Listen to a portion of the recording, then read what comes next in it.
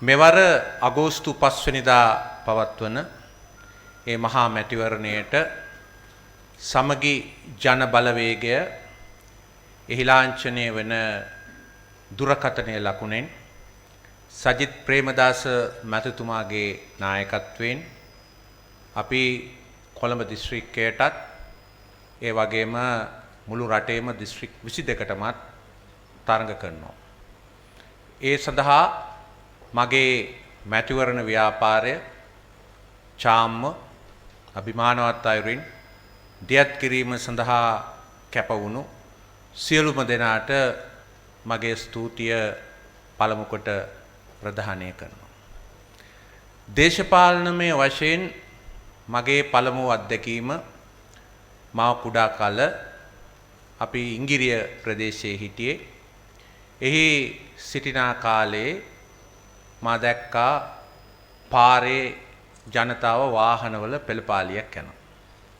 ඒ පෙළපාලියේ සටන් පාටය අපේ අම්මා ළඟ එනවා හාල් සේරු දෙක දෙනවා.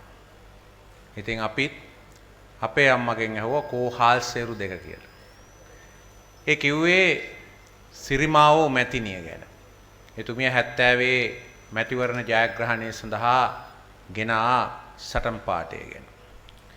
දේශපාලන හිංසනය ගැන මට අත්දැකීම ලැබුණේ පළමු අත්දැකීම ඒ කාලේ මා මුල්වරට පාසල් යන අවස්ථාවේ මගේ සොයුරිය සමගින් 1971 අප්‍රේල් මාසයේ 6 වෙනිදා ඒ අවස්ථාවේදී පොලිස් නිලධාරීන් අපට දැනුම් දුන්නා චේගුවේරා ප්‍රහාරයක් තියෙනවා අද පාසල් වහලා ගෙදර යන්න ළමයි කියලා. ඉතින් අපට දින කීපයකට පස්සේ අපේ පොඩි හිත්වලට ආරංචි වුණා ගංගාවල, ඇලවල, පාරවල් වල තරුණ මල සිරුරු පාවෙමින් තිබෙන බව. හැම අතින්ම හමුදාවේ ට්‍රක් රථ, ඒ වගේම ආයුධ සන්නද්ධ පොලිස් නිලධාරීන් අපිට දැක ගන්න ලැබුණා. මේක තමයි ශ්‍රී ලංකාවේ දේශපාලන හිංසනයේ එක්තරා අවධියක ආරම්භය. ලේබිඳක්වත් නොසල්වා ලබාගත් අයයි උදම් මැනු ඒ දේශපාලන නිදහස ලෙයින් කැළතී යන්නට ආරම්භ වූ අවස්ථාව. අපි කුඩා කලාපියට බියෙන් ත්‍රස්තව බියපත් වුණා. නමුත් එය අපේ රටේ දේශපාලන මගේ එක්තරා තීරණාත්මක මන්සන්දයක් බව අප පසුව වටහා ගනු ලැබුවා. මගේ දේශපාලන ජීවිතය දේශපාලන ක්‍රියාදාමයන් අනුක්‍රමයෙන් ආරම්භ වුණේ මා කුඩා අවදියේමයි. ඒකට හේතුව ප්‍රධාන වශයෙන්ම අපේ පියතුමා එතුමා අභාවප්‍රාප්තලා ඉන්නේ. එතුමා මේ රටේ වාමාංශික දේශපාලනයට දක්වපු ලැබියාව ක්‍රියාකාරීත්වය. ඔහු මට ශිෂ්‍යත්ව විභාගයේ සමත් වීමෙන් පස්සේ ඒ කාලේ සෝවියට් දේශයේ නායකයා වෙච්ච හිටපු වී.ආයි. ලෙනින්ගේ ආලෝකයේ නමින් ඔහුගේ කුඩා අවධිය පිළිබඳ තියෙන ඉතාමත් හොඳ කතා ප්‍රවෘත්ති ඡායාරූප එකතුවක් සහිත කෘතියක් මට ලබා දුන්නා. එතෙන් සිට මමත් ඒ ලෙනින්ගේ සමාජවාදය මේ රටේ මේ ලෝකේ ක්‍රියාත්මක කළ යුතුයි කියන අදහස මගේ පුංචි හිතටත් ඇතුල් වුණා. ක්‍රමක්‍රමයෙන් දේශපාලනයේ ඉදිරියට යද්දී විශේෂයෙන්ම උසස් පෙළ පන්තියේ ඉන්නකොට මට මාටින් වික්‍රමසිංහයන් මේ රටේ බිහිවෙච්ච විශිෂ්ට ගණයේ ගත්කරුවරුවේ එතුමා විසින් ලියන ලද සෝවියට් දේශයේ නැගීම නැමැති කෘතිය මට කියවන්න ලැබුණා. එමගින් මාටින් වික්‍රමසිංහ සෝවියට් දේශයේ සැරිසරලා මේ වී.ආයි. ලෙනින්ගේ ප්‍රායෝගික රාජ්‍ය දැකලා එතුමා නිගමනයකට ඇවිල්ලා තිබුණා. ඒක තමයි ඒ නිගමනය මේ රට ඉදිරියට ගෙන යන්න නම් මේ රටේ සමාජවාදය සාර්ථක කරගන්න නම් ඒ සඳහා සුදුසුම බලවේගය මේ රටේ මහා සංඝරත්නය කියලා. මහා සංඝරත්නය මේ සියලු දේ අතහැරලා පරාර්ථකාමීව මේ සමාජ ප්‍රතිශෝධනයට ඉදිරිපත් වෙලා තියෙනවා. ඒ නිසා ලෙනින් වගේ රතු ඇඳගත් දේශපාලන පක්ෂයකින් නෙවෙයි මේ කළ යුතු වන්නේ මහා සංඝරත්නයේ සාංගික සාමූහික අරමුණ පරාර්ථකාමී ක්‍රියාවලිය ඉදිරියට ගෙන යන දේශපාලන ව්‍යාපාරයක් තමයි ලංකාවට උචිත කියලා මාටින් වික්‍රමසිංහ මැතිතුමා එතුමාගේ මේ කෘතිය ලියලා තිබුණා. එය මගේ හිතේ තදින් තැම්පත් වුණා. ඒ අනුව මේ රටේ සමාජීය ක්‍රියාවලියේ ප්‍රධාන කාර්යධාරයක් මේ රටේ ශිෂ්ටාචාරයේ දැක්ම සකස් කිරීමට කැපවෙච්ච ඒ බෞද්ධ දර්ශනයේ ඒ ප්‍රධාන ක්‍රියාදාමයේ පරාර්ථ චර්යාවේ හැසිරීම පිළිබඳව ඒ දක්වපු අදහස මගේ හිතේ කාවැදුනා දියුණු විද්‍යාත්මකයයි කියූ මාක්ස්වාදයට වඩා. ඒ වගේම මා විශ්වවිද්‍යාලයේ සිටින කාලේ මා කියවූ ඉතාම වැදගත් කෘතියක් තමයි growth to limit එහෙම නැත්නම් වර්ධනයේ සීමා නමින් වෙච්ච කෘතිය. ඒ මගින් මං හඳුනාගත්තා 1968 වර්ෂයේ ලියවිච්ච කෘතියක්. ඊට අවුරුදු දශකකටත් වඩා වැඩි කාලයක් ගියාට පස්සේ තමයි මා ඒ කෘතිය කියුවේ. මේ ලෝකයට අපරිමිතව වර්ධනය වෙන්න බෑයි කියලා. පරිසරය ආරක්ෂා කර ගැනීමෙන් තොරව පරිසර සම්පත් ජීව සම්පත් ආරක්ෂා කර ගැනීමෙන් තොරව ලෝකයේ වර්ධනයට සීමාවක් තිබෙන බව විද්‍යාත්මකව එහි කරුණු දක්වලා තිබුණා. චම්පික රණවක නැමැති පරිසරවාදියා බිහි වෙන්නට දායක වුණු ප්‍රධානම දායකත්වය එතනින් ආරම්භ වුණා.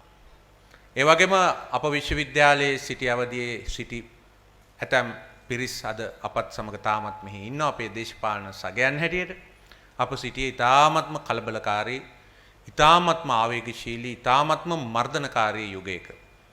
ඒ වකවානුව 1987 ජූලි 27 වෙනිදා ඇතිවෙච්ච ඉන්දුලංකා ගිවිසුමෙන් ආරම්භ වෙච්ච ඒ කලබලකාරී, කැරලිකාරී වාතාවරණයේ හරි මැද අපි ඒ විශ්වවිද්‍යාලයේ කල් ගත කළා.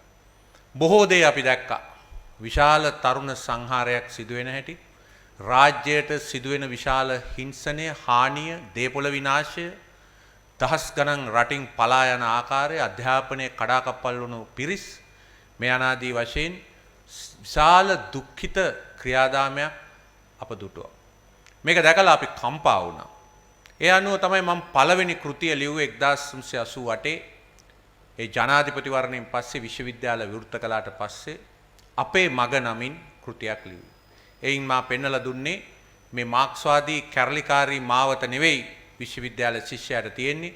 ඉතිහාසය විසින් අපට මහා විහාරයෙන් ලැබුණු ඒ සම්ප්‍රදායත් එක්ක ඉදිරියට යන අලුත් සම්ප්‍රදායක් ශිෂ්‍යයා හදා ගන්න ඕනේ.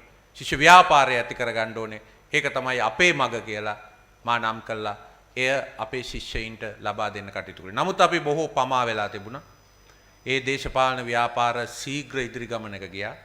ඒ භීෂණයේ අඳුරු සෙවණැලි, ඒ භීෂණයේ කුරිරු හස්තයට අපත් හසු වුණා. අප නොමැරී බේරුණේ පුදුමාකාර ආකාරයකට. වද බන්ධන, වදකාගාර, මිනිස්සුන්ගේ ආවේග, මිනිස්සු ජීවිතේ ඉල්ලලා අඬපු ආකාරය, මිනිස්සුගේ ජීවිත විනාශ වීම, අතුරුදහන් වීම නිසා ඔවුන්ගේ දූ දරුවන්ට, දෙමාපියන්ට අත්වෙච්ච වේදනාව, මේ සියල්ල අදටත් අපේ හිතවල තදින් හොල්මන් කරන, තදින් ක්‍රියාත්මක වෙන, තදින් කාවැදී තිබෙන කාරණයක් වුණා. ඒ අනුව ඒ කැරලිකාරී ක්‍රියාකලාපය අවසන් වෙනකොටම සෝවියට් සංගමයත් බිඳ වැටුණා. ඒ නිසා අපි කණ්ඩායමක් එකතු වෙලා මේ රටට මඟ පෙන්වන පරිසර හිතකාමී දර්ශනයක් සහිත ක්‍රියාවලියක් ගොඩනගන්න ඕනේ කියන අරමුණින් මම කෘතියක් ලිව්වා සංවර්ධනයේ තුන්වෙනි යාමයේ කියලා. ඒ අනුව අපි ජනතා මිතුරෝ නමින් ව්‍යාපාරයක්, ඒක දේශපාලන ව්‍යාපාරයක්ම නෙවෙයි, ඒක අදේශපාලනික නමුත් දේශපාලන කරුණු කතා කරපු තරුණ ව්‍යාපාරයක්. ඒ තරුණ ව්‍යාපාරයේ ඉදිරියට යාමේ ප්‍රතිඵල ගණනාවක් තිබුණා. අපි රටවැසි පෙරමුණ නමින් ආයතනයක් හැදුවා රටේ ප්‍රජාතන්ත්‍රවාදය වෙනුවෙන්. 1993-94 වකවානුවේ මේ රටේ ප්‍රජාතන්ත්‍රවාදය ඉහළට ඔසවා තබන්නට විශාල මෙහෙයක් අපි කළා. අප සිර ගෙවල් වල වද බන්ධනයට ලක් වුණා. නමුත් අපේ අදිෂ්ඨානයෙන් මොට කරන්න බැරි වුණා. ඉන්පස්සේ අපි දැක්ක මේ රට ශීඝ්‍රයෙන් LTT ත්‍රස්තවාදයට ගොදුරු වෙමින් තිබෙන ආකාරය. එක්තරා අවස්ථාවක මේ රට දේශපාලන වශයෙන්, ආර්ථික වශයෙන් අඩපණ වෙලා ගිහිල්ලා ත්‍රස්තවාදයට යටත් වෙනවාදයි කියන බයසක ඇති වෙච්ච අවස්ථාවක් තිබුණා. මට මතකයි අපේ වැඩිමහල් දියණිය, ඇය මේ මෙතන ඉන්නවා. ඇය ඉපදිලා වසර දෙකකට පමණ පස්සේ මම ඒ කාලේ විවෘත විශ්වවිද්‍යාලයේ උපදේශකයෙක් හැටියට ඉන්න අවස්ථාවේ මම බස්රියෙන් එනකොට මම දැක්ක මරදානේ ඒ ගෝතමී විද්‍යාලයේ දැරිවියන් දෙදෙනෙක් මේ මරදාන බෝම්බයට ගොදුරු වෙලා තිබෙන ආකාරය. ඒ නිසා මම කල්පනා කරා මේ අපි නතර කළ යුතුයි. මේ ඝාතනය නතර කළ යුතුයි. මේට එරෙහිව සිවිල් ව්‍යාපාරයක් ආරම්භ කළ යුතුයි කියලා. ඒ අනුව තමයි ත්‍රස්ත විරෝධී ජාතික ව්‍යාපාරයේ කුප්පියාවත්තේ ජයසේකර ආරාමේදී එදා රජවත්තේ වප්ප ස්වාමින් වහන්සේගේ අනුශාසකත්වයෙන් අපි ආරම්භ කළේ.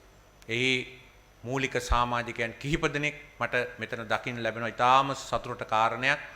ඒ අපගෙන ගිය අරගලය. ඉන් පස්සේ මේ රටේ ඇතිවෙච්ච ඝාතන, හමුදා කඳවුරු පිටින් අතු ගෑවිලා ගිය සිදුවීම්, ඒ සියල්ල මැදින් අපි අවබෝධ කරගත්තා දේශපාලනය නොකර බෑ මේ ත්‍රස්තවාදයේ පරාජය කරලා මේ ආපසු හරවන්න. ඒ නිසා ඒ තිලක් කරුණාරත්න මැතිතුමා, එස්.එල්. ගුණසේකර මැතිතුමා ආදීන්ගේ මූලිකත්වයෙන් අපි සිහල උරුමය ආරම්භ කළා. මා පළවෙනි වතාවට මහා මැතිවරණයක් තරඟ කළේ ඒ සිහල උරුමෙන් කොළඹ දිස්ත්‍රික්කයෙන්. දැන් මේ 5 වෙනි වතාව. ඉතින් එතෙන් පටන් අපි මේ රටේ ජාතික ශාසනික ක්‍රියාවලියට මැදිහත් වුණා. අපේ හිතේ කිසිම ජාතිවාදයක් තිබුණේ නැහැ. අන්‍යයන් කෙරේ අපට පිළිකුලක්, වෛරයක් තිබුණේ නැහැ. අපට තිබිච්ච එකම දේ මේ රටට සාමය උදා කරගන්න නම්, මේ රටේ හිංසාවාදය නතර කරගන්න නම් මේ අවිගත් කල්ලිය පරාජය කළ යුතුයි. පරාජය කළ ජනතාවගේ ප්‍රජාතන්ත්‍රවාදී ආයතන ශක්තිමත් කළ යුතුයි කියන අදහස. බොහෝ දෙනෙක් ප්‍රභාකරන්ගේ කාලතුවක්කු ඉදිරියේ, ඔහුගේ ඝාතන ඉදිරියේ, ඔහුගේ අනිකුත් සැහැසිකම් ඉදිරියේ දනනවපු යුගයක අපි දන නොනමා ඒ වෙනුවෙන් සටන් වැදුනා. ඇතැම් අවස්ථාවල ඔහුගේ ඒ මූල කඳවුරු වලටම ගිහිල්ලා අවිහිංසාවාදීව සටන් කරන්නට තරම් අදිෂ්ඨානයක් අපේ කණ්ඩායමේ කුඩා කණ්ඩායමක් වුණත් තිබුණා. ඒ වගේම ගෞරවනීය ගංගොඩවිල සෝම ස්වාමීන් වහන්සේගේ අපවත් වීමෙන් පස්සේ සහ ඒ අවස්ථාවේ ඇතිවෙච්ච ඒ සමාජ වාතාවරණයත් එක්ක මේ රටේ අපේ ශාසනික සම්ප්‍රදායට බලගතු අභියෝගයක් එල්ල වෙලා තිබෙන බව දැනගෙන තමයි අපි අපේ දේශපාලන ව්‍යාපාරය මේ රටේ ගෞරවනීය මහා සංඝරත්නයට ඒ ඉදිරි ගමන යන්නට ලබා දුන්නේ. ඒ තමයි ජාතික හෙළ උරුමය. මම හිතන්නේ ඉන් පස්සේ ඇතිවෙච්ච සිදුවීම් ඔබ සියලු දෙනාටම මතකයි. ඔබ සියලු දෙනාම දන්නවා මාය ගැන අවධාරණය කරන්නේ. මේ රටේ ඉන් පසු ඇතිවෙච්ච සෑම දේශපාලන කඩයිමකම විශේෂයෙන්ම ත්‍රස්තවාදය පරාජය කිරීම. ඉන් පස්සේ ඇතිවෙච්ච මේ රටේ ආර්ථිකමය ක්‍රියාකලාපය. ඒ වගේම දූෂණයට එරෙහිව නැගිච්ච හඬ 2015 දී ඇති වුණු ඒ බල පෙරළිය මේ සියල්ල සමග අපි ක්‍රියාකාරීව විශ්වාසයෙන් යුතුව ක්‍රියාත්මක වුණා. ආපසු හැරි බලනකොට මා සතුටු වෙනවා. මා සාමාන්‍ය ඉංජිනේරුවරයෙක් හෝ විශ්වවිද්‍යාල කතිකාචාර්යවරයෙක් නොවි. මේ රටේ ප්‍රතිපත්ති සම්පාදනයට මා විසින් මැදිහත් වීම ගණනාවක් කළා. සමහරු තාමත් අපිව අඳුනාගන්නේ ප්‍රභාකරන්ට එරෙහිව පෙළපාලි ගිය කුඩා කණ්ඩායමක් හැටියට. නමුත් මේ රටේ ප්‍රතිපත්ති සම්පාදනයේ බලගතු මැදිහත් වීම ගණනාවක් අප විසින් කළා තියෙනවා. ඉන් පළමුවන තමයි එක්සත් ජාතීන් පවා පිළිගත් ශ්‍රී ලංකාවට ඉදිරිපත් කළ 2009 වර්ෂයේ ඉදිරිපත් කළ හරිත ලංකා වැඩපිළිවෙල. ඒ අන්තර්ජාතික මට්ටමෙනුත් අපව පිළිගැනීමට, මේ රට පිළිගැන්වීමට ලක්වුණු ක්‍රියාවලියක්. ඉන් පස්සේ 2013 වර්ෂයේ මට දඬුවම් මාරුවක් ලැබුණා. මහින්ද රාජපක්ෂ මැතිතුමාගෙන් විදුලි බල හා බලශක්ති අමාත්‍යාංශයෙන් තාක්ෂණ අමාත්‍යාංශයට. ඒ තාක්ෂණ අමාත්‍යාංශයේදී මට අතිවිශාල වෘත්තීය වේදීන් පිරිසක්, විද්වතුන් පිරිසක් හමු වුණා. ඔවුන් සමග එකතු වෙලා දැනුම පදනම් කරගත් ආර්ථිකයක් පිළිබඳ ඒ සංකල්පය කරලියට ගේන්න, පසුපසට වෙලා තිබුණු ඒ සංකල්පය ඉදිරියට ගේන්න, ඒ සඳහා වෙච්ච නවෝත්පාදන ආර්ථික සැලැස්මක් ඉදිරිපත් කරන්න අපට හැකි වුණා. එහි අග්‍රඵලය තමයි අද හෝමාගම ප්‍රදේශයේ ඉදිවෙමින් තිබෙන තාක්ෂණ නගරය.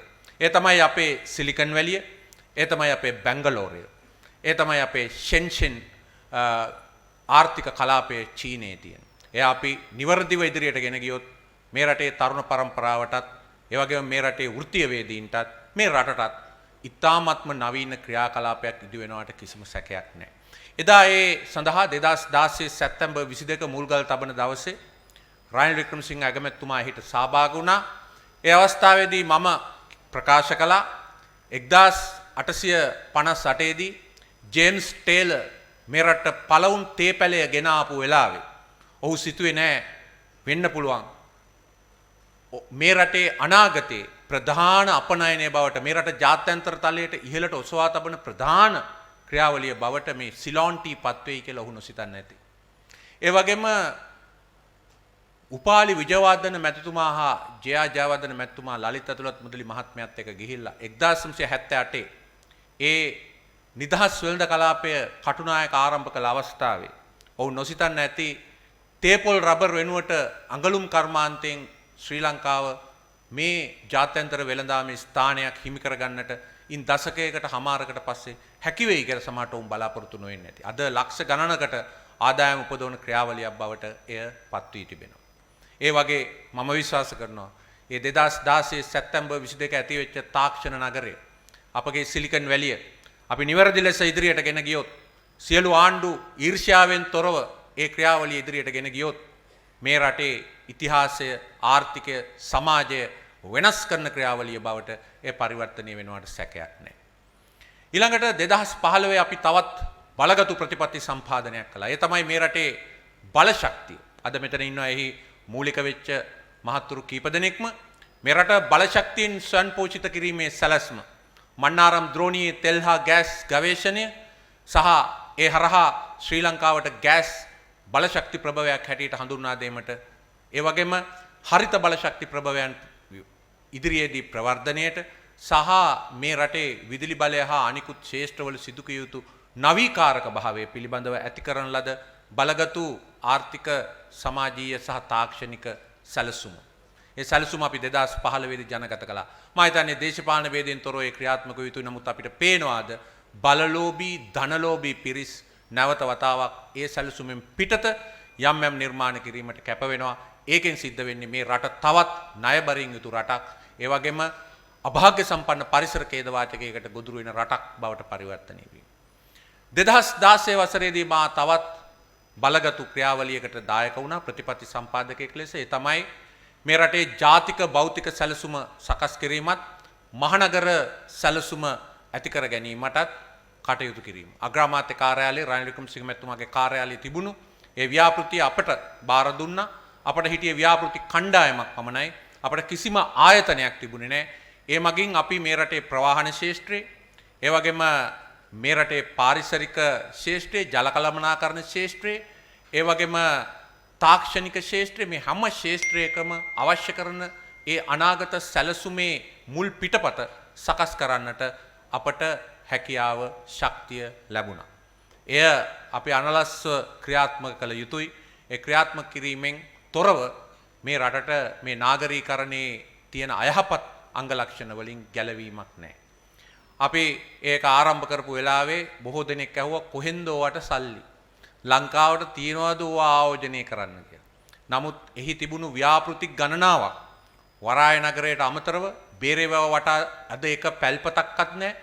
සිංගප්පූරු නදිය වගේ ඒ බේරේවව වටා අනාගතයට අවශ්‍ය කරන ඉඩම් අපි සම්පූර්ණයෙන්ම නිදහස් කරලා තියෙනවා මේ රටේ වාණිජ්‍ය නගරය ලෙස ගොඩනගන්න. ඒ වගේම ප්‍රවාහන ශාස්ත්‍රයේ ශීඝ්‍රගාමී බස් සේවයකට අවශ්‍ය කරන ඒ බස් ප්‍රමුඛතා මන්තිරු ක්‍රමය ඒ වගේම බහුවිධ ප්‍රවාහන මධ්‍යස්ථාන එහි ආදර්ශය ලෙස අපි මාකුඹුරේ එකක් ඉදිකලා කඩවත එකක් ඉදිකරමින් තියෙනවා. ඒ වගේම බත්තරමුල්ල හා කොටුවේහි ප්‍රධාන මධ්‍යස්ථාන ඉදිකිරීමට අපි යෝජිතයි. ඒ වගේම සැහැල්ලු දුම්රිය පද්ධති එහි මාර්ග හතරක් අපි යෝජනා කළා. එයින් එකකට අපි අරමුදල් සම්පාදනය කරගෙන එහි වැඩ කටයුතු ආරම්භ කළා. නමුත් අර ඊර්ෂ්‍යා පරවස දේශපාලනය නිසා අද ඒ ව්‍යාපෘතිය නතර කර තිබෙනවා.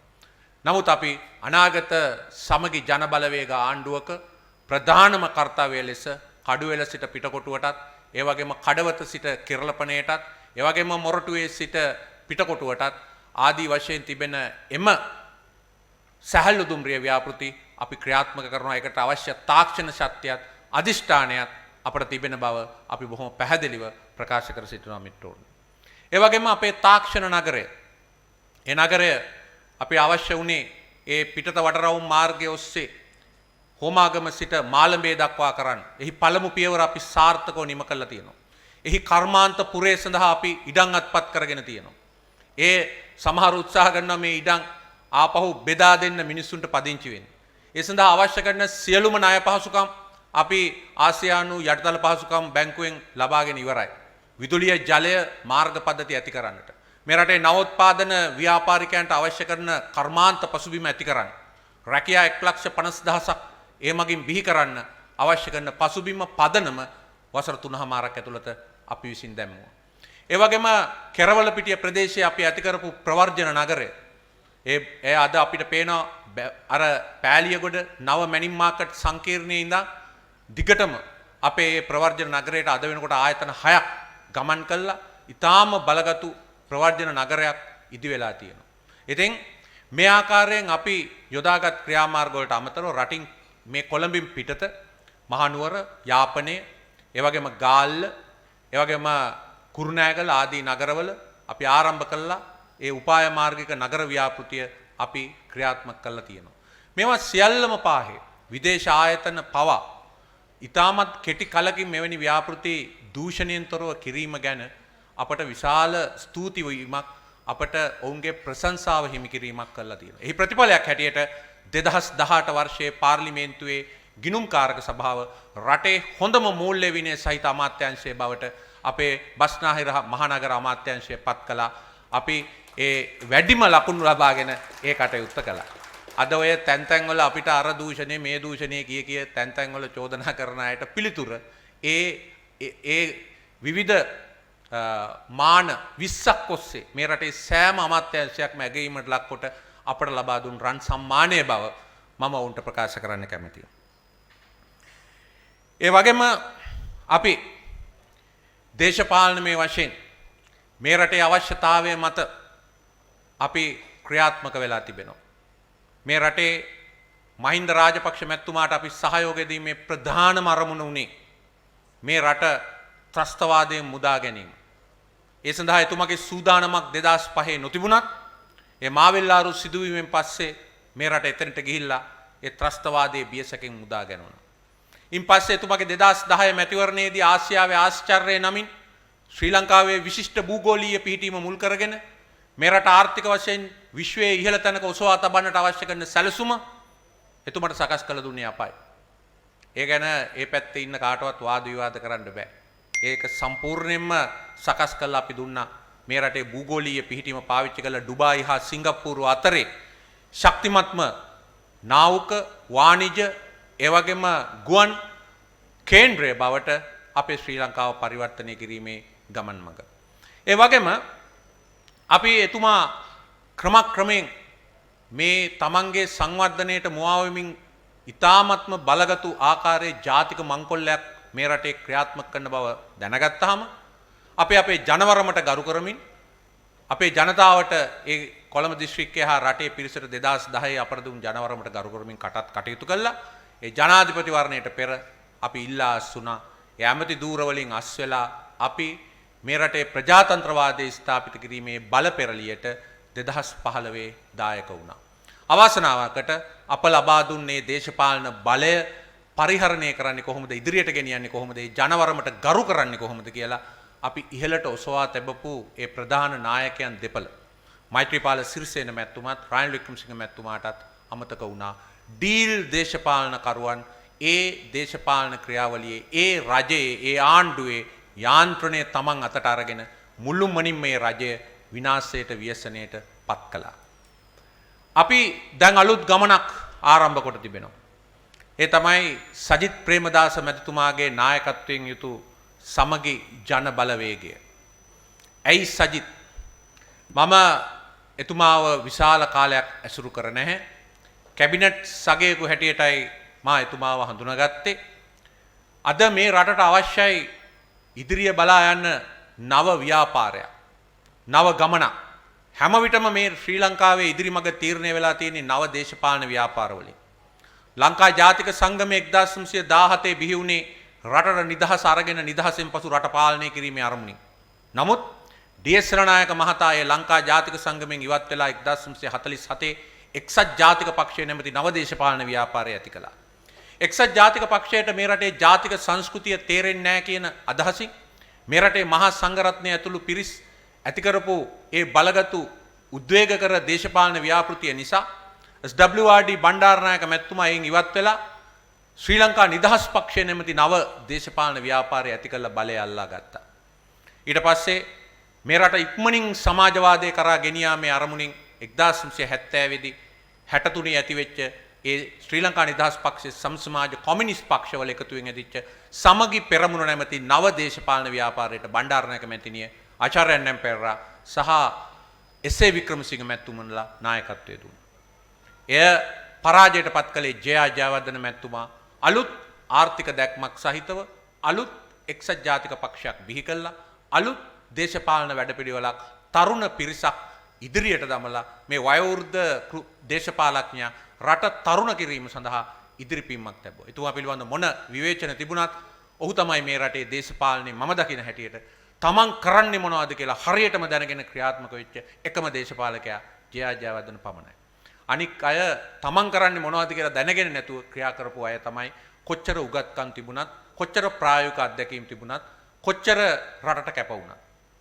ඒ වගේම එය පරාජය කරුණේ චන්ද්‍රිකා බණ්ඩාරනායක මැතිණියගේ නායකත්වයෙන් වෙච්ච ඒ පෙරමුණ එදා බිහි කිරීමෙන් 1994. ඒ අසාර්ථක වෙනකොට තවත් පෙරමුණක් ගොඩ නැගුණා. එක්සත් ජනතා නිදහස් සන්ධානය කියලා ජනතා විමුක්ති පෙරමුණ ශ්‍රී ලංකා නිදහස් පක්ෂය. අපත් ඒට සහයෝගය ලබා දුන්නා. ඒ පරාජය කරුණේ එදා අප විසින් ඇති කළ ඒ නව ප්‍රජාතන්ත්‍රවාදී පෙරමුණෙන් මෛත්‍රීපාල සිරිසේන මැතිතුමාගේ නායකත්වයෙන් යුතු. දැන් ඒ සියල්ල අසාර්ථක වෙලා තිබෙන අවස්ථාවක නැවතත් පෞල්වාදය ඒ දූෂිත මගට රට 2015ට පෙර තිබිච්ච තත්වයට පිවිසිලා තියෙන තත්වය වෙනස් කිරීමේ අරමුණින් තමයි මේ සමගි ජන බලවේගය සජිත් ප්‍රේමදාස මැතිතුමාගේ නායකත්වයෙන් ඇති කර තිබෙන්නේ. අද රටට මේ අවස්ථාවේ අවශ්‍ය කවර ආකාරයේ නායකත්වයක්ද කවර ආකාරයේ ක්‍රියාදාමයක්. පළමුවෙන්ම එය තරුණ විය යුතුයි. තරුණ කියලා කියන්නේ වයසෙන් පමණක් නෙවෙයි දේශපාලනමය වශයෙන් තරුණ විය යුතුයි මේ රට ඉදිරියට ගෙන යන්න. නැවුම් විය යුතුයි මේ රට ඉදිරියට ගෙන යන්න. මේ සජිත් ප්‍රේමදාස මැතිතුමාගේ නායකත්වයෙන් යුතු සමගි ජන බලවේගයේ ඒ විභවය තිබෙන බව අපි දන්නවා. ඒකයි අපි ඒට අපගේ ශක්තිය ලබා දීලා තියෙන්නේ. ඒ වගේම පුජ්‍යලයක් ලෙස සජිත් ප්‍රේමදාස මැතිතුමා තමන්ගේ අරමුණ වෙනුවෙන් කැපවීමෙන් කටයුතු කරන නායකයෙක්. එතුමා බොහෝ මහන්සි වෙලා කටයුතු කරනවා. මා දන්න තරමින් මොනම සුපෝකභෝගීත්වයක්වත් එතුමාගේ ජීවිතේ නැහැ. ඔහු Taman ප්‍රකාශ කරන ඒ පීඩාවට පත් වෙලා ඉන්න දුක් විඳින ජනතාවගේ ඒ තත්වයටම වැටිලා තමයි ඒ විදිහටම මහන්සි වෙලා තමයි ඒ දුක් විඳින ජනතාවගේ අරමුණ වෙනුවෙන් නායකත්වය දෙන්නේ. ඒ වගේම ඔහු හොඳ ආදවතක් ඇති මිනිස්සෙක්. මා අත්අඩංගුවට පත් වෙච්ච අවස්ථාවේ දින 6ක් මම රිමාන්ඩ් බන්ධනාගාරයේ හිටියා. ඒ හැම දිනයකම උදේ පාන්දර නොවැරදීම හිරගෙදරට ආපු කෙනා තමයි සජිත් ප්‍රේමදාස මහත්මයා. එතකොට මම එතුමාට හැමදාම කියනවා ඇමතිතුමා මෙහෙ එන්න එපා. අපිට මේවා කිසිම ප්‍රශ්නයක් නැහැ හොඳට හුරුයි එළියේ දේශපාලනය කරන්න. නමුත් ඔහු එකම අවස්ථාවකවත් ඒක පිළිගත්තේ නැහැ. ඔබ කොයිතරම් කාලයක් සිරගෙදර ඉන්නවද හැම දිනකම මගේ පළවෙනි කාර්යය ඔබව බල්ලා යන එක ඔබට කතා කරන එක ඔබ නිදහස් කරගන්න කැප වෙන එක කියලා. ඉතින් මා හිතනවා නායකයෙක් හැටියට නවත් නායකයෝ ගණනාවක් මා බලන්න ආවා. කරු ජයසූරිය මැතිතුමා, රනිල් වික්‍රමසිංහ මැතිතුමා ඇතුළු පිරිස්. නමුත් දිනපතාම ඔහු ඒ චිත්ත ධෛර්යය රැගෙන අපව හමුවන්න ආවා. අපට ශක්තිය දුන්නා. ඒ අනුව ක්‍රියා කරමු කියලා අපට ප්‍රකාශ කළා. ඉතින් මේ වගේම එතුමා ප්‍රජාතන්ත්‍රවාදී නායකයෙක්. මම නායකයෝ ගණනාවක් එක්ක වැඩ කරලා තිනවා. සමහරු කතා කරනවා ඊට පස්සේ වෙන එකක් යටින් කරනවා. තව අදහස් වෙනස් කරගන්නවා. නමුත් ඔහු මේ පසුගිය අර්බුද කාලේ දිනපතාම අපේ පක්ෂ නායකයොත් එක්ක Zoom තාක්ෂණය ඔස්සේ කළ යුතු කුමක්ද කින්දමන්ද කියන එක ගැන අපි පැයක් හමාරක් හැමදාම සාකච්ඡා කළා. එකඟතාව ඇති කරගත්තා. ඉදිරි ගමනකට සූදානම් වුණා. ඒ නිසා මම හිතනවා මේ නව දේශපාලන ව්‍යාපාරයට මේ රටේ මේ කොවිඩ් වසංගතයෙන් පස්සේ ඇතිවෙන මේ සාගත තත්ත්වය රට මුහුණ දීලා තියෙන අපේ ජනතාව මුහුණ දීලා තියෙන බංකොලොත් තත්ත්වය පත්වී තිබෙන ඊටාම අසරණකම ඒ වෙනුවෙන් මේ දුක් විඳින ජනතාව වෙනුවෙන් වෙනසක් වෙන්න හෙවණක් වෙන්න ශක්තියක් වෙන්න හැකියාව ලැබෙයි කියලා මම කල්පනා කරනවා. ඒ වගේම ඊට ඉහළින් අප ඉදිරියේ තියෙන බලගතුම් ප්‍රශ්නේ මේ රට බංකොලොත් වීමේ ණය අර්බුදය. ඒ රට බංකොලොත් වීමට යන ණය අර්බුදයෙන් මේ රට ගලවාගෙන මේ රට නැවතත් ජාත්‍යන්තර වශයෙන් කොන්වීම වළක්වලා ඒ වගේම මේ රට නැවතත් විවිධ ජන කණ්ඩායම් එක් එක් තැන්වලට කොන් කරලා ඔවුන්ට පහර දෙන අවස්ථාව වෙනුවට මේ සියලු ජන කණ්ඩායම් එකට එකමුතු කරගෙන කැරලිකාරීත්වයක් මේ රටේ නැවත ඇති නොකර ඉදිරියට යන්න තියෙන එකම මඟ හැටියට මම දකින්නේ සමගි ජන බලවේගය. මේ රටේ ඉතිහාසයේ අපි දැකලා තියෙනවා විවිධ ජන කණ්ඩායම් කොන් කරලා ඒ ජන කණ්ඩායම් හිරිහැරයට ලක් කරපු හැටි මේ රටේ ජන කණ්ඩායම් සමහරට දේශපාලන අදහස් දරන පිරිස් මේ රට තුල ඇති වුණේ කැරලිකාරී තත්වයක් ලේ වැගිරීමක්. ඒවා වැළැක්වීමට හැකි එකම මඟ හැටියට මා දකින්නේ සමගි ජන බලවේගය. ඒ වගේම අද දැන් කරලියට ගෙන ඇවිල්ලා තියෙන මර්ධනකාරී ඒ වගේම පෞල්වාදී මේ ක්‍රියාදාමය පරාජයට පත් කළා මේ රටේ අපේ සැබෑ දූ දරුවන්ට මේ රටේ උරුමය ළඟා කර දීමට හැකි එකම ප්‍රජාතන්ත්‍රවාදී දේශපාලන ව්‍යාපාරය හැටියටත් මා දකින්නේ සජිත් ප්‍රේමදාස මැතිතුමාගේ නායකත්වයෙන් යුතු සමගි ජන බලවේගයයි. ඒ නිසා තමයි අපි එතන කැප වී සිටින්නේ. මිත්‍රවරුනි, අද ඔබට ඇහෙනවා ඇති චම්පික රණවකව පරාජය කිරීමට දසලක්ෂ 50ක් වැය කරන්න අද මාෆියා කල්ලි නායකයෝ ඉදිරියට ඇවිල්ලා තියෙනවා. චම්පික රණවකව හිරගෙදරට යවන්නට අද පොලිස් නිලධාරීන්ට වෙනත් අයට බලපෑම් කරන දැවැන්ත මර්ධන යන්ත්‍රයක් ක්‍රියාත්මක වෙමින් තිබෙනවා. අපව දේශපාලන වශයෙන් අනාථ කිරීම සඳහා ජඩ මාධ්‍යවල මඩ ප්‍රචාරයන් දැවැන්ත ප්‍රචාරක යුද්ධයකට පිවිසිලා තියෙනවා. අපව හිත්වලින් බිඳවන්න අපේ දූ දරුවන්, අපේ පවුල්වල සමාජිකයන්, අපේ හිතවතුන් වැනි සංවේදී පිරිස් ඉලක්ක කරගෙන දුෂ්ට ක්‍රියාවලියක් මුදා හැරලා තියෙනවා. මම ගෝඨාභය රාජපක්ෂ මැතිතුමාටත් මහින්ද රාජපක්ෂ මැතිතුමාටත් කියන්න කැමතියි. අපේ අත්වල දන්වැල් දාලා ඔය කරන ජඩ මාධ්‍ය ප්‍රහාර වලින්වත්, ඔය කරන කොමිෂන් වලින්වත්, ඔය කරන උසාවි ක්‍රියාදාම වලින්වත් අපව නතර කරන්න බෑ. අප දන ගහන්නේ නෑ කියන එක ඔහුට මම කියනවා. ප්‍රභාකරන් ඉදිරියේ දන නොගහපු අපි, මීට වඩා ලොකු බලවත් පිරිස් ඉදිරියේ දන නොගහපු අපි, මාවිල්ලාරු සිද්ධියේ අරලියගහ මන්දිරයේ වෙවුලා සිටින විට අපි සටන් කරමු කියලා කියපු අපි ඉදිරියටත් ඒ මාවතේ ඉදිරියට යන බව ඔවුන්ට අපි කියනවා. අපව පරාජය කරන්නේ කොහොමද? අපව පරාජය කරන්න නම් අපට වඩා හොඳින් අපේ අමාත්‍යාංශ කරලා පෙන්වන්න. අපව පරාජය කරන්න නම් අපි සැලසුම් කරලා තිබිච්ච සැහැල්ලු දුම්රිය මාර්ගය 2024 ඒක 23 කරලා පෙන්වන්න. අපි චම්පිකට වඩා හොඳට වැඩ කරනවා කියලා පෙන්වන්න පුළුවන් නම් කියලා මම ගෝඨාභයට කියනවා. ඒ වගේම අපව පරාජය කරන්න නම් අපි හදුව රාජ්‍ය ආයතන, අමාත්‍යාංශ, නාගරික සංවර්ධන අධිකාරිය, ඉඩම් සංවර්ධන සංස්ථාව මේ පසුගිය අවුරුදු 4මාරදී අපට වඩා ආදායම් උපදවලා, අපට වඩා ලාභ පෙන්නලා, අපට වඩා සංවර්ධන වැඩ කරලා පෙන්වන්න ඒ මගින් විතරයි අපව පරාජය කරන්න පුළුවන් කියලා ඒගොල්ලන්ට අපි කියනවා. ඒ විදිහට අපට වඩා හොඳින් රට පාලනය කරලා, රට සංවර්ධනය කරලා, රට ඉදිරියට ගෙනහිල්ලා අපට වඩා කාර්යක්ෂමව ඒ වගේම අවංකව දූෂණයෙන් තොරව ඒ කටයුතු කරලා පෙන්වන්න. එතකොට අපව පරාජය කරන්න පුළුවන්. එහෙම නැතුව දූෂිත වංචනික පෞල්වාදී ක්‍රියාවලියන් වලින් රාජ්‍ය යන්ත්‍රයේ මර්ධන යන්ත්‍රයේ මෙහෙवला තරුණ අපවත් පරාජය කරන්න බැරි වුණා. එදා පාසල් ශිෂ්‍යෝ, විශ්වවිද්‍යාල ශිෂ්‍යෝ හැටියට වැඩිහිටි අපවත් පරාජය කරන්න බැරි බව ඔවුන් මතක තබා ගත යුතුයි. ඒ නිසා මිත්‍රෝරුනි, අපි විශ්වාසයෙන් ඉදිරියට යනවා. මොනම ආකාරයකටවත් ඒ විශ්වාසය අපි පළදු කරන්නේ මේ සමගි ජන බලවේගය ඒට ගොඩ වෙලා තිබෙන අපගේ සහෝදර අපේක්ෂකවරු ඒ සියලු දෙනාක් සමගම සහෝදරත්වයෙන් අත්වැල් බැඳගෙන මේ රටේ දිස්ත්‍රික්ක 22 මේ විජයග්‍රහණය වෙනුවෙන් අපි කැප වෙනවා. මම ප්‍රායෝගිකවාදියෙක්. මා තුල කිසිම බලගතුවේ මාක්ස්වාදයේ, ලිබරල් වාදයේ වගේ මොනම ආකාරයේ ඉසම් එකක්වත් මගේ ඔළුවේ නැහැ. මේ රටට, මේ ලෝකයට වැඩ කරන්න පුළුවන් කොයි මාර්ගයෙන්ද, මොන ප්‍රායෝගිකත්වෙන්ද, ඒක තමයි මගේ දර්ශනය. ඒක තමයි මගේ දැක්ම. ඒ වගේම මගේ සංස්කෘතිය ගැන මට ආඩම්බරයක් තියෙනවා. මගේ ධර්මය ගැන මට ආඩම්බරයක් තියෙනවා. හැබැයි මං අනිත් කිසිදු ධර්මයකට, කිසිදු සංස්කෘතියකට ගරහන්නේ ඒ සංස්කෘතික විවිධත්වය මම ඉවසනවා. නමුත් මම බුද්ධ ධර්මය, ඒ දර්ශනය මා කලින් හිතට කාවද්දගෙන තියෙනවා. ඒ අනුව මේ ලෝකයේ ගහකොළ සතා සීපාවාගේ සිට සියලුම දෙනාට සමානාත්මතාවයෙන් සැලකීමේ ගුණය මා වෙත පිහිටලා තියෙනවා. ඒ නිසා ප්‍රායෝගිකත්වයෙන්, ඒ වගේම කුසලතාවෙන් මා ඉදිරියට යනවා. මම මෙතෙන්ට ඇවිල්ලා තියෙන්නේ මගේ පවුලේ ශක්තියකින් නෙවෙයි. ධන බලයෙන් නෙවෙයි. එහෙම නැත්නම් වෙනත් රාජ්‍ය බලයන් පාවිච්චි කරලා උපයාගත් ශක්තියින්ගෙන් නෙවෙයි. මා මෙතෙන්ට පැමිණලා තියෙන්නේ කුසලතාවෙන්.